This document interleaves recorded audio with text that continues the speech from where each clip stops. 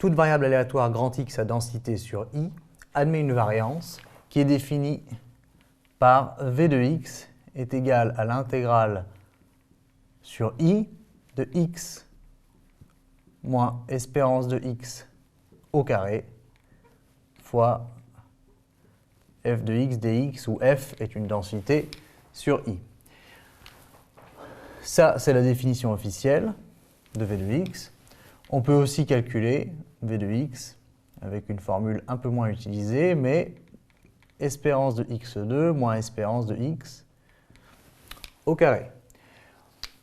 En général, c'est la première formule qu'on utilise, sauf si on reconnaît des lois usuelles. À ce moment-là, on peut dire la variance égale directement.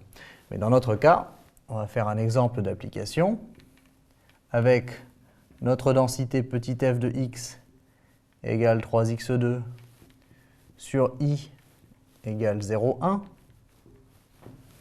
et la variable aléatoire grand X de densité f sur I eh bien, admet une variance qui est donc égale à l'intégrale de 0 à 1 de x moins l'espérance de grand X qui vaut 3/4, si vous vous souvenez du calcul qu'on a fait pour l'espérance, fois 3x2 dx.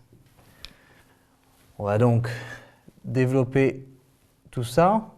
Ça va nous faire l'intégrale de 0 à 1 de x2 fois 3x, donc de 3x4, plus 9/16 fois 3x2, eh bien ça nous fait 27/16 de x au cube, de x2, pardon, puisque il n'y a pas de x là-dedans. X au cube, ce sera pour le terme croisé qui est moins 3/2 de x fois 3x2, donc moins 9/2, et cette fois-ci, c'est bien x au cube dx. Et ça s'intègre terme à terme sans problème. Ça nous donne 3x5 sur 5 plus 27/16 de x au cube sur 3 moins 9/2 de x4 sur 4 évalué entre 0 et 1. Et si vous faites le calcul, alors en 0 c'est facile, tous vos zéros. En 1, il suffit de remplacer x puissance 5, x puissance 3, x puissance 4 par 1. Et on trouve 3